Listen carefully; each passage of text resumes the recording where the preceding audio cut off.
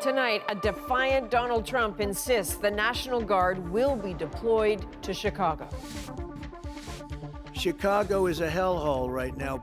The U.S. president promising to expand his crackdown as the governor fires back. Have we truly lost all sense of sanity in this nation? That we treat this as normal?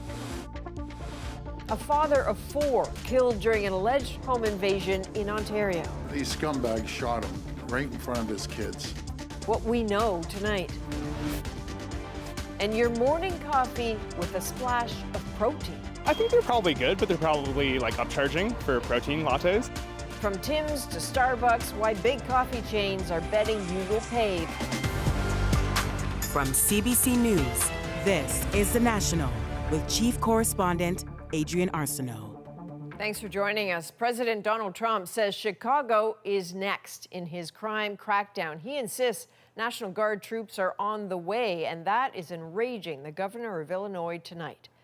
Troops are already in Washington, and earlier this summer they were sent to Los Angeles during immigration raids and protests. Well, today, a federal judge ruled that deployment to California broke federal law.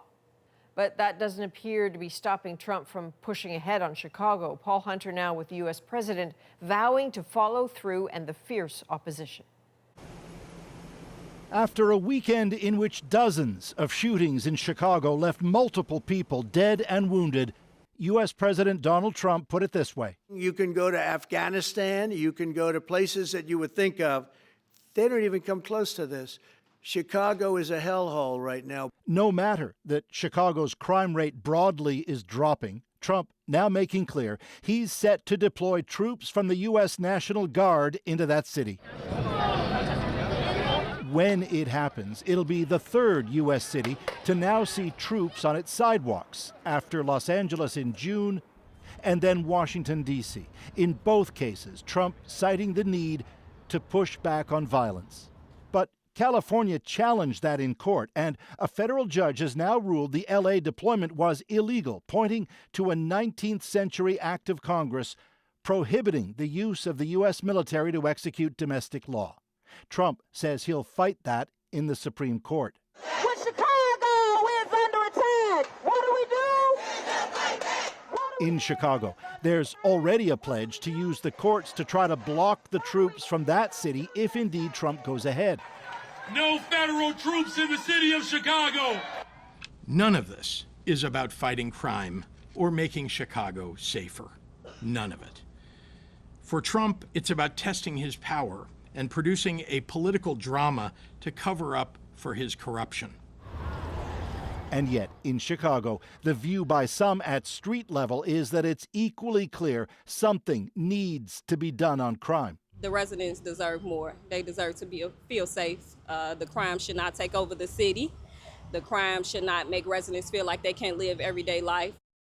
The real question for many, Adrian, how far will Trump go? He's already suggesting that after Chicago, he'll send the National Guard into a fourth city, Baltimore.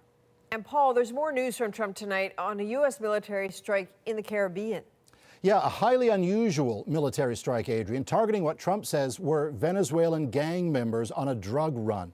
Trump posted video of the strike. Here's a clip from it, though I'll note the video is not being independently verified. Trump says the strike killed 11 people ferrying, quote, a lot of drugs, as he put it, from Venezuela. U.S. warships have lately stepped up their presence in the Caribbean, and regarding this strike, said Trump, there's more where that came from. All right, Paul Hunter in Washington, thank you. Tonight, friends of a father killed in an alleged home invasion near Toronto now say he was fatally shot in front of his family. Ontario's premier adding he was trying to protect them. Dale Manukduk now with what we're learning about the victim and the investigation. North of Toronto, a community is in shock as new information emerges about an alleged home invasion turned homicide. I've known him for over 10 years, and he was more than a friend. He was a brother to me. The victim, 46-year-old Abdul Aleem Faruqi of Vaughan, a husband and father of 4. Ontario's premier now says he was killed while trying to protect his family. These scumbags shot him right in front of his kids, shot him dead twice. Doug Ford recounting details he says he learned from York Regional Police They're looking for at least 3 suspects. In a statement, Vaughan Mayor Stephen Del Duca says the deplorable criminals who killed this man in front of his wife and kids in their own home need to be captured and face swift and harsh punishment. Faruqi's close friends shaken and in disbelief. Aleem was our brother. He was not a blood brother, but if I had a problem, I'll go to Aleem first before I go to my real brother. The daughters were held at gunpoint and they were taken towards the father, towards Aleem. And while at gunpoint, while trying to protect his family, his life was taken in front of his daughters. This comes nearly 2 weeks after a Lindsay, Ontario man was arrested and charged for allegedly assaulting an intruder into critical condition, which spurred widespread debate over self-defense laws and criminal convictions, including from the Ontario Premier. Ford says he knew Faruqi. He shared some strong words for Ottawa when it comes to justice reform. It's a disaster right now in the justice system, and I'm going to be all over the federal government. Meanwhile, a small memorial is growing near Faruqi's home. A crowd of hundreds showed up for a vigil on Monday to remember a man dedicated to his faith, charity, and community. York Regional Police say they'll provide an update on the case Wednesday. Dale Manukduk, CBC News, Vaughan. Ontario's premier is also sending a strong message to the company that makes Crown Royal whiskey after it announced plans to shut down its bottling facility in the province. So this is what I think about Crown Royal. That's what they could do. And I think everyone else should do the same thing. Ford then dumped out the entire bottle of whiskey onto the ground. Diageo announced last week that it will close its plant in Amherstburg, Ontario in February of 2026 to increase efficiency and move some bottling closer to its U.S. customers. The union representing workers says more than 200 people will be affected. And the company says all Crown Royal sold in Canada and outside the U.S. will still be bottled at its facility in Quebec. Well, in Alberta, a change is coming to the plan to ban some books from school libraries.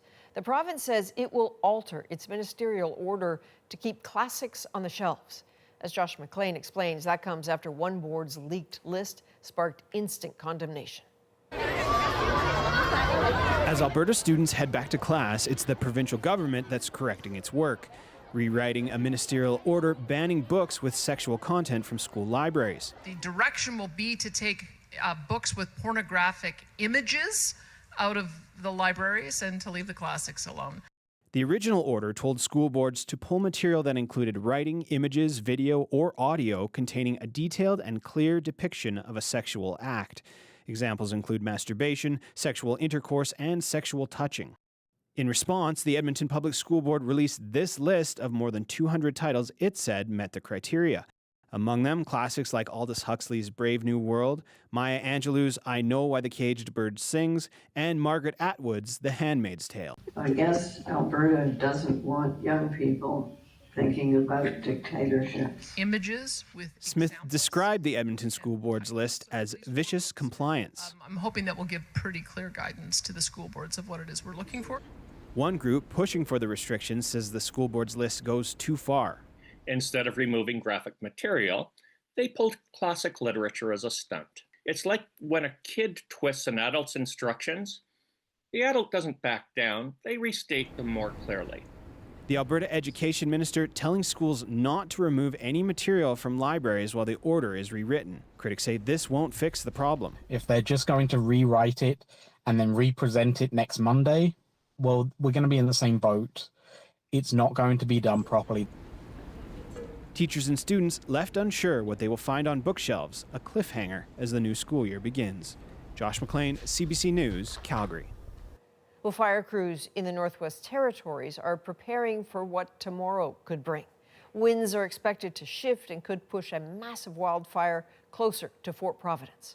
We were able to contain the southeastern edge of fire that approached the community within about 900 meters. We've been working that fire with helicopters as visibility allows to cool down its edge. Crews are using controlled burns to remove vegetation in the fire's path and are continuing to soak the community itself with sprinklers and water cannons. It's under an evacuation order, and hundreds of residents have already fled. Well, thousands of students at Atlantic Canada's largest university are back on campus, but not in the classroom.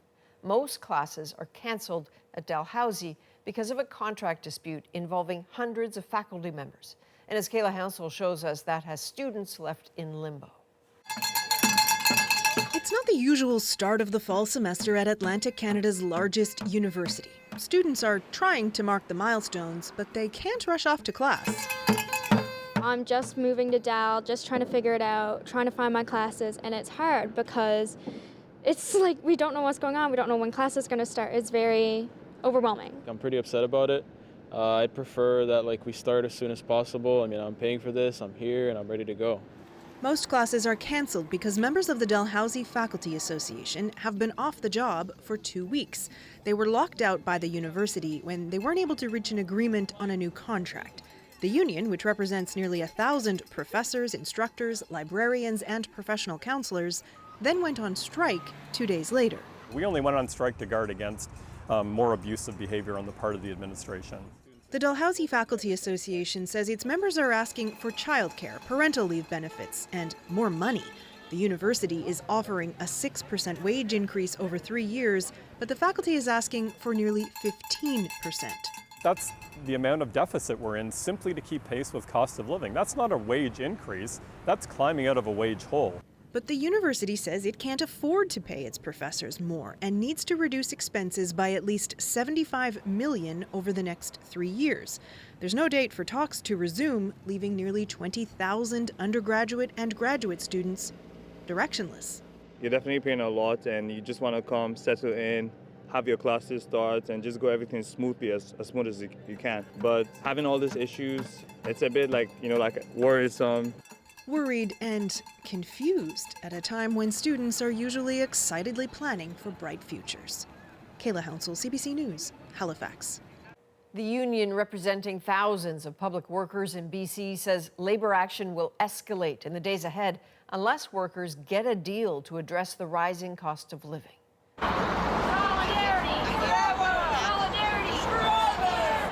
More than 2,000 public service staff set up picket lines today outside government offices in 3 cities. This came just hours after a midnight strike deadline had passed. The union represents roughly 34,000 government workers in the fields of social services, healthcare, and education. They've been without a contract since the end of March. CBC News has obtained government documents that show the Canadian-led NATO mission in Latvia is running into major equipment issues. The reason, a critical and chronic shortage of spare parts. Murray Brewster lays out why and what the government says is being done to fix it in this exclusive story. Drives like a boat. What kind of boat? Prime Minister Mark Carney, up close and personal with military vehicles in Latvia. All of it spit and polish. And it likely took a lot of work for Canadian troops to get those tanks, armored vehicles, and howitzers in place. Internal Department of National Defense documents obtained by CBC News show during a training exercise with NATO allies in Latvia this summer, up to 30% of the Canadian contingent was considered combat ineffective, basically unable to move. Vehicles were off the road because of Canadian supply chain issues and a parts backlog. Trucks, troop carriers, and tanks were all affected. Getting spare parts for the old Leopard tanks has long been a nightmare. So we have not completely squared that away. And I have the priority of parts that are available in the Canadian system. But the minister just told me a few minutes ago that that's one of his top priorities, and he's actively working on it. We are procuring, we're moving quickly on procurement reform. The Carney government has put an extra $9.3 billion into DND, some of it meant to address decades of underfunding. Experts say these shortages were exacerbated by the former Trudeau government's plan to buy new military equipment while forcing DND to cut elsewhere. Canada has been in Latvia for years, a mission meant to deter Russian aggression. By now, for heaven's sake, we should have figured out how to keep our troops in harm's way with the right levels of equipment, with the right levels of spare and ammunition supplies. Not all of the woes are money related. Some of it is bureaucracy. Take, for example, those Leopard tanks. Spare parts are manufactured in Germany, but instead of shipping them directly to Latvia, DND requires they be sent to Canada, logged into a system, and then shipped back to Europe. Murray Brewster, CBC News, Ottawa. At least 1,000 people are feared dead after a landslide buried an entire village in Western Sudan. The disaster happened Sunday after days of heavy rainfall. The United Nations says it is mobilizing efforts to provide support. Many in the area were fleeing the ongoing civil war. And in Afghanistan, the death toll continues to climb after Sunday's powerful earthquake. More than 1,400 people are now confirmed dead. Chris Brown with the race to find survivors. With most roads into the disaster area impassable, the Taliban's few helicopters are an essential lifeline for rescue efforts. The number of dead surged dramatically overnight to more than 1,400, and it's become a race to reach survivors. 2 of my family members were killed in the earthquake, said N.W.T, a resident of Kunar province. Our house was completely destroyed. We need shelter and can't get any. Afghanistan is one of the world's poorest, most war-ravaged countries with a fragile healthcare system, and aid agencies underscored the immensity of the job they face. Looking at the remoteness and the topography, which is extremely challenging and remote, we think potentially the impacted individuals could go up to almost into the hundreds of thousands. The initial earthquake was magnitude 6, moderate but shallow, which amplified the destruction, followed by another only slightly smaller quake at 5.5 magnitude at almost the same location on Tuesday. We struck in many, roadblocks today because of the road fog and also a lot of vehicles. It hit while aid worker Nasim Beg was trying to deliver tents and drinking water to survivors.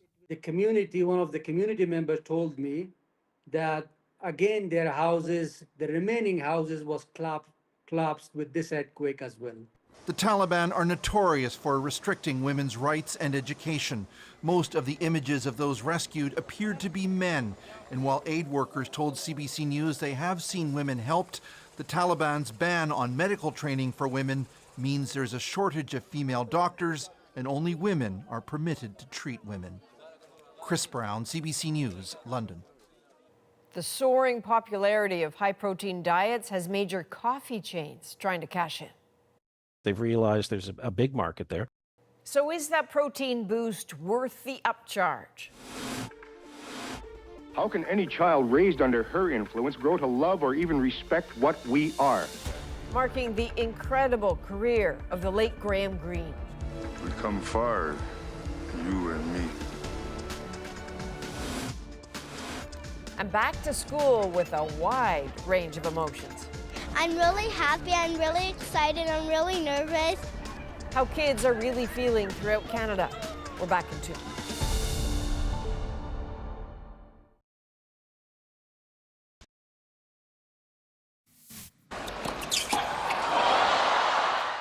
Okay, that hurts. Canadian Layla Fernandez and American superstar Venus Williams have been ousted from the U.S. Open.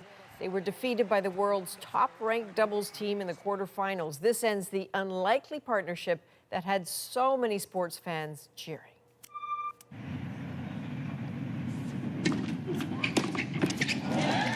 Okay, better, because there is a Canadian moving on to the semis. Ottawa's Gabriela Dabrowski and her New Zealand partner, Erin Routliffe, won their quarterfinal match. This brings them one step closer to their second U.S. Open women's doubles title. Well, Starbucks is the latest big coffee chain trying to appeal to customers looking for more protein in their diet. Anis Haidari looks at what is driving demand and why not everyone is convinced. Whether it's Starbucks or Tim Hortons, new protein drinks are grabbing customers' interest. If I'm getting a coffee anyways, I would always go for the protein choice, always. Oh my God, this is like the best thing ever, because 20 grams of protein's a lot, especially in a latte. I think they're probably good, but they're probably like upcharging for protein lattes. At Tim Hortons, that high protein drink does cost more. At Starbucks, they won't say yet. They're going to get potentially some higher margin. This retail expert says it's a way to make more money. I think marketers have done their research. They've realized there's a big market there. Supposedly the market's about a $2 billion market, and it's growing about 7% a year. So, there is a big demand for it.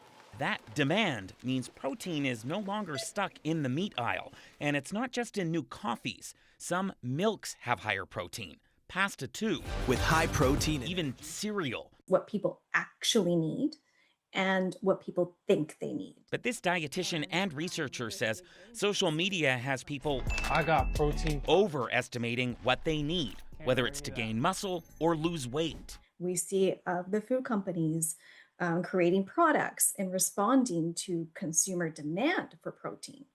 But at the source of the consumer demand is often a lot of misinformation. Can I get one of the protein ice? That consumer demand could also be driven by trends, which can change. We looked 20 years ago when it was all about low carbs, and this is a bit of an evolution of that, a bit of an evolution of keto. It's maybe protein is just the next in the evolution of the healthy eating trend. Health-wise, that extra protein may not hurt or help. For most people, it's benign. Whether you're going to drink a latte that has 28 grams of protein, or you're going to drink a latte that has 8 grams of protein, that's not going to have a huge overall impact on your health. So a little extra protein in your coffee might only mean a little less money in your wallet. Anis Haydari, CBC News, Calgary. Tributes are pouring in tonight for legendary Canadian actor Graham Greene. He was a hero of mine. There were very few Indigenous role models to look up to. Marking 50 years on stage and screen. And nearly 2 years after the October 7th attack, new efforts to repopulate one of the first kibbutzes targeted. It's important to know why we're here and who was before us. Why young Israelis are trying to rebuild now. And experts weigh in on the escalating fight over a flock of ostriches. What value is there versus risk? The National breaks down the stories shaping our world. Next.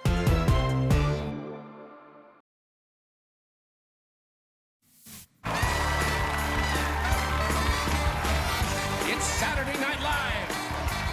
So that familiar show opening will soon once again include a Canadian comic. Veronika Slowikowska from Barrie, Ontario, is joining the cast of Saturday Night Live for its 51st season. Slowikowska is known for her comedy on Instagram and TikTok. Why are you wearing my running shoes? I walked a mile in your shoes and I just wanted to say, I'm sorry. Slowikowska has more than 1 million followers on Instagram, where she posted the news writing, "Dreams come true, see you Saturdays." She's one of 5 new additions. Well, Canadian actor Graham Greene is being remembered for paving the way for Indigenous talent. His career spanned decades on screen and on stage. The Oscar nominee died Monday at 73. Deanna Suwanak-Johnson now with more on his life and legacy. By the time we get back, I bet the two of you are the best of friends. Before his big break, Graham Greene played small parts on TV, acted in theater, and also built sets and worked as a welder, life experiences that fueled his roles. I played a cop in Die Hard with a Vengeance, a prisoner who was about to die in Green Mile. In 1991, he portrayed a character that changed it all, earning him an Oscar nomination. Greene, born to an Oneida Six Nations family, played Sioux medicine man Kicking Bird in the Kevin Costner-directed epic Dances with Wolves. Tatanka. Tonka. Here. Tonka. Greene took the opportunity seriously. I'll be damned if anybody's going to push me off this heap. I'm going to fight as hard as I can to stay there and get more writers, more actors, more storytellers, more film crews. Anybody in the technical end to seriously get on board. Film critic Jesse Wente says he did just that. He was a hero of mine, and for someone who was a young person trying to imagine a career in movies and television, there were very few Indigenous role models to look up to at that time. One of many tributes to the 73-year-old after his manager shared news he died of natural causes Monday. Actor Tom Jackson became lifelong friends with Greene, co-starring in shows like Medicine River. The director could say, I want Mr. Greene to play a trombone in a big band. And Graham would do it. He would do that and do it with such an excellence that it would change the way others look at the industry and at him. Excellence recognized earlier this year when Greene received the Governor General's Lifetime Artistic Achievement Award. That was a major coup. I thought, wow, why me? A modest question with an answer apparent to his many fans around the world. Deanna Sumanak-Johnson, CBC News, Toronto. Now it's time to dig deeper into the stories shaping our world. Our herd of ostriches is a living vault of immunity. The push to prevent the cull of 400 farm-raised ostriches. We have an incredible opportunity to advance science. The claims and the risks, but first. It's important to know why we're here and who was before us. Rebuilding and returning to a border kibbutz almost 2 years after Hamas's horrific October 7th attack. Having reported in the aftermath, senior correspondent Susan Ormiston returned to Near Oz, meeting some ready to live there and others still reluctant. This is very painful. Yeah, it's painful to see, and it's painful to be around, but it also reminds me why we're here. Niv Rajevsky is showing us kibbutz Nir Oz, nearly 2 years since it was brutally attacked by Hamas. Is this the family that lived here? Yeah, that's right, the Kadam family.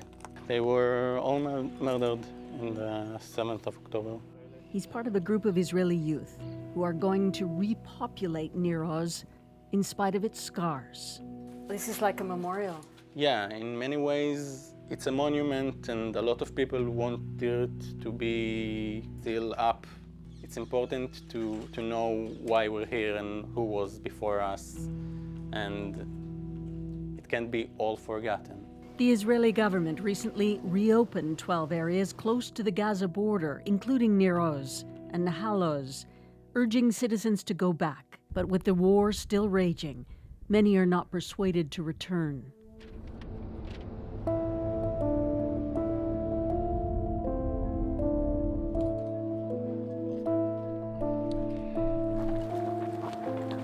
In October 2023, we were among the journalists granted access to Nir Oz just 12 days after the attack. Something absolutely horrible happened here. Down this hallway is what they call a safe room, and you can see bullet holes in that door as the Hamas militants attacked this house. According to the Israeli Defense Forces, Hamas breached the fence in 30 places, trapping people here for several hours.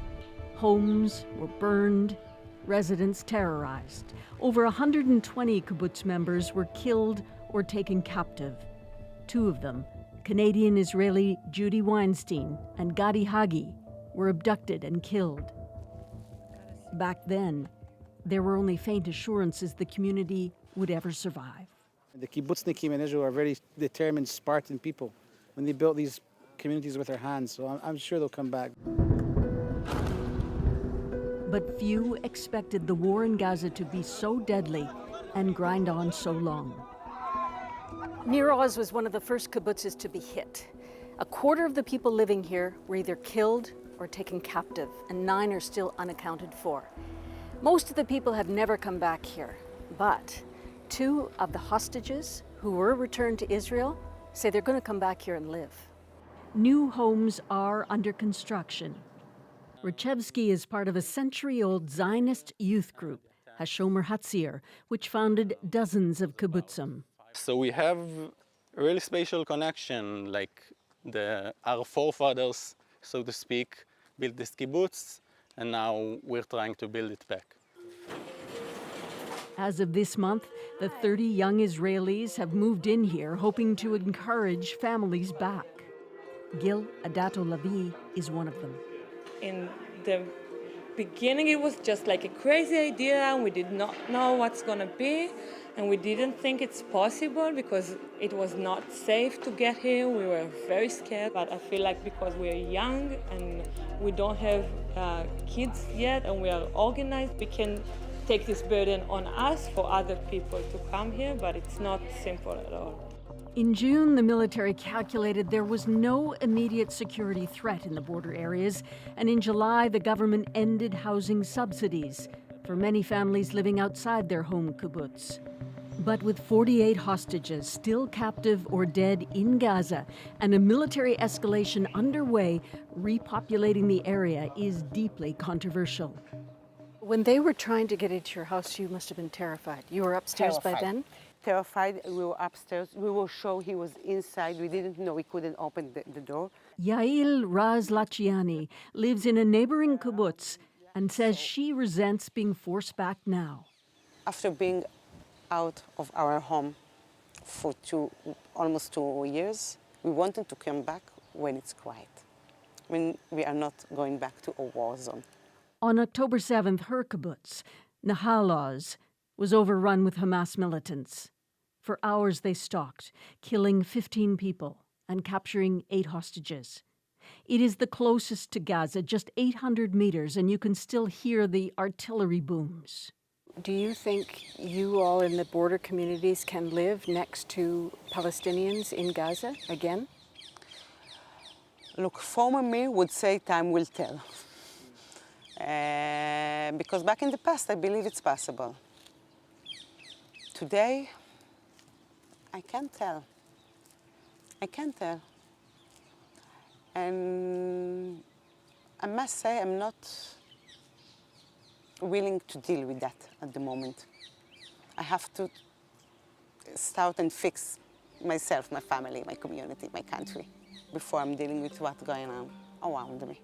It's going to be... Back in Nir Oz, Niv Rachevsky shows us the home that will be his in a few months. I feel like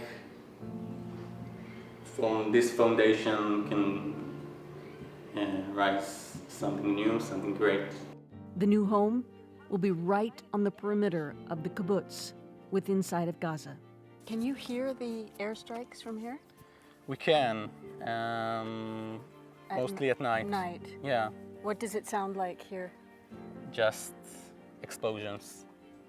And I do think about it every time I hear that explosions. Like, what people that don't have 2 meters of concrete above their head feeling about these explosions. And it's heartbreaking, you know. Heartbreaking. For me.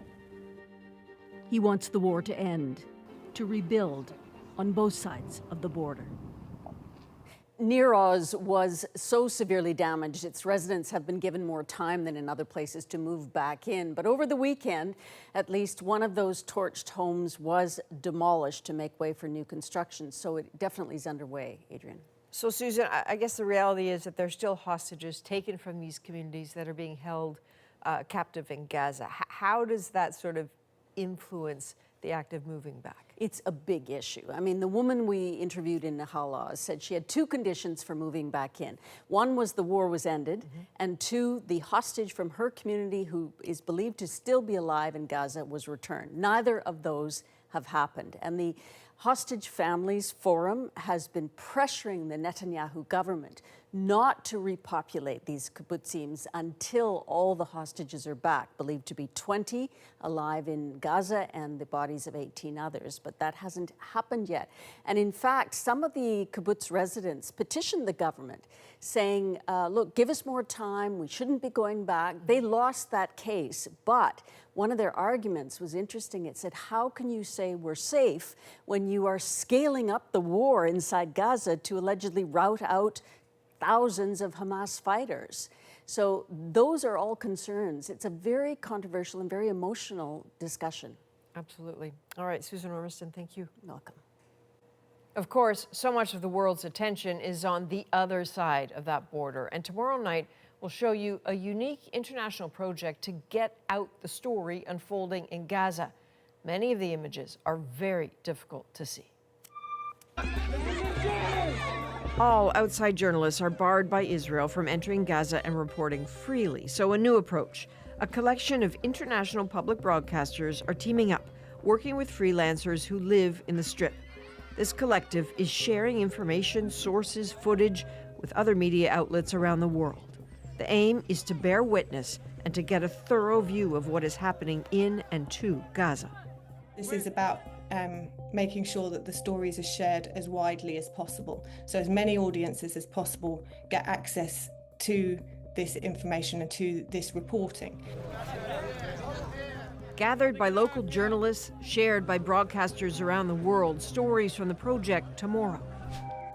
including this one gathered by CBC's Freelancer and compiled by Chris Brown, the horrible reality of hunger on the most vulnerable.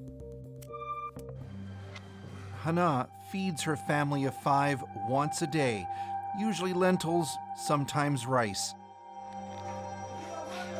But Ahmed needs more protein that she doesn't have. I'm scared to lose him, she said, because he doesn't sleep at all at night. I wake up in the morning and his eyes are swollen. I feel tired. I have low protein, my feet are swollen, my eyes are swollen, and my body can't absorb anything. Dr. Al-Deeb said any nutrient boost he can provide to children like Ahmed will only be temporary. The only cure, he says, is a healthier diet. The UN says what is happening in Gaza is famine, something Israel has denied. Chris Brown's story and more tomorrow night. Well, the future of a flock of BC ostriches remains in doubt, but opinions are very firm. This is the only way to prevent H5N1 from spreading. The two sides of a long, drawn-out argument.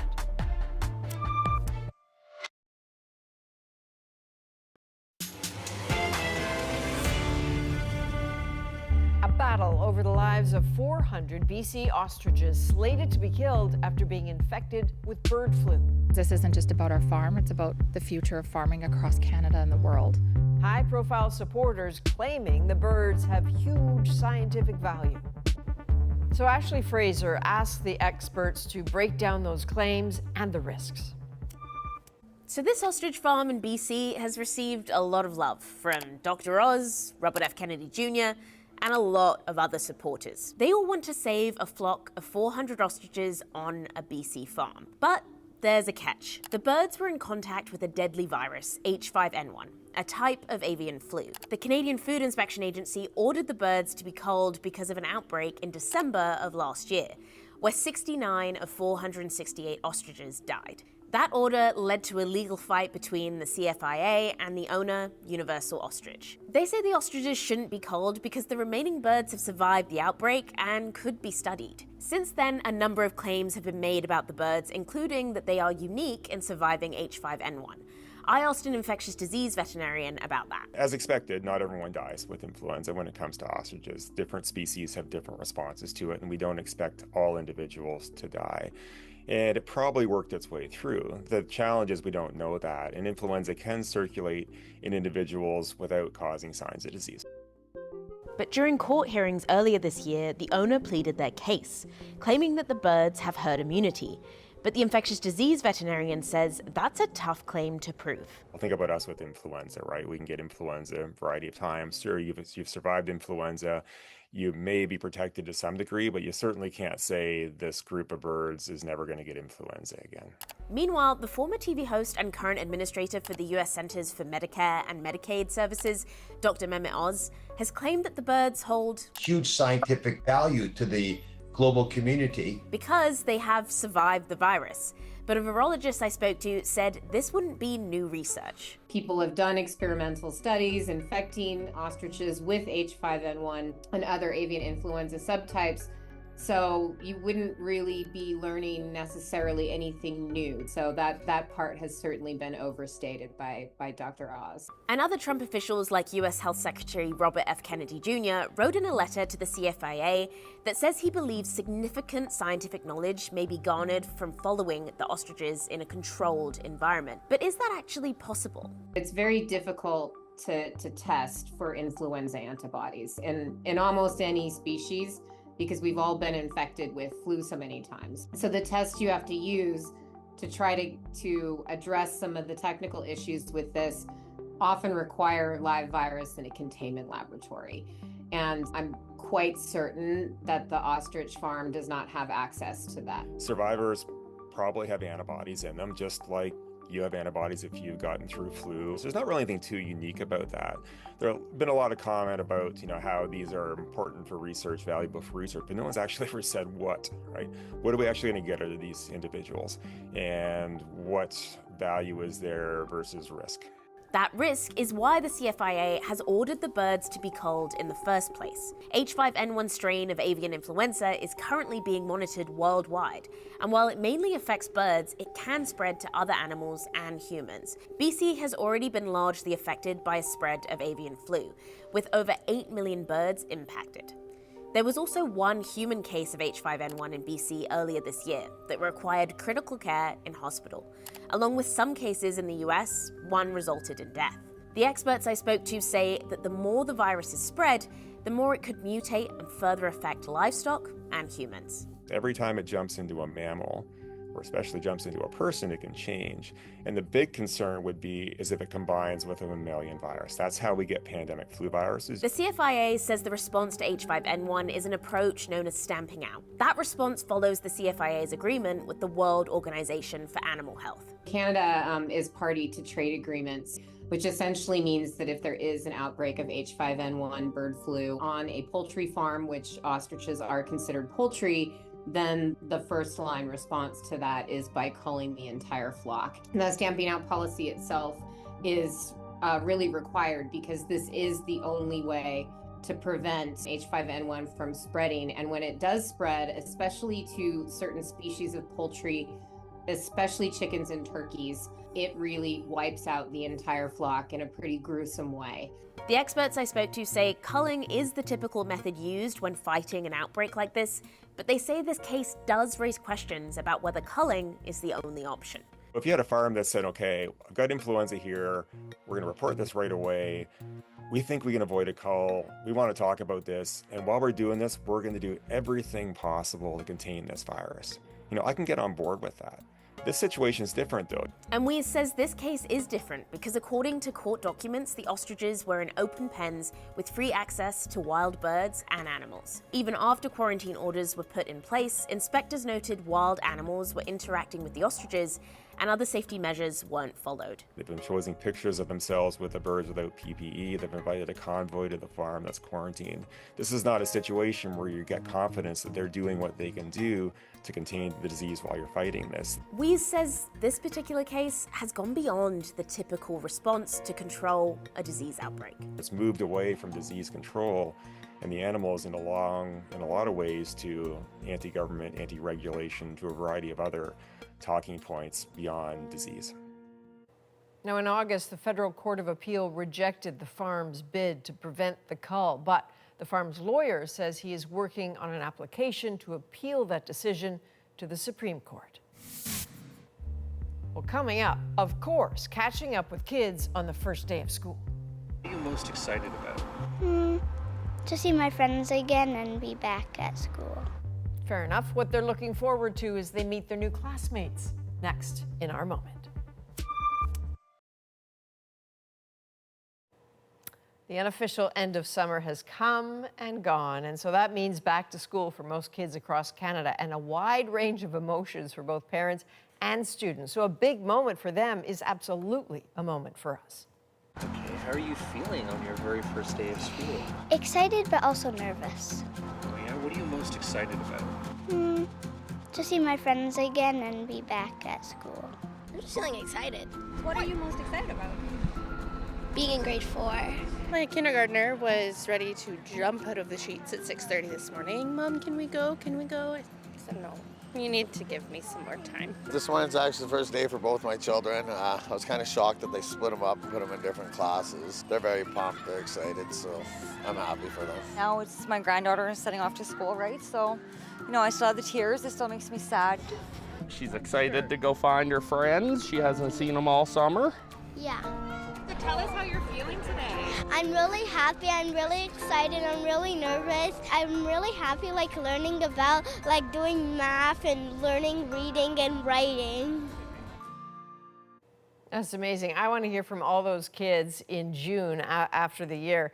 So it seems 5 million kids across this country are all sort of starting school right around now, which probably means 5 million cases of the Sunday scaries for their parents. From all of us here at The National, thanks for being with us. I'm Adrienne Arsenault. Take care.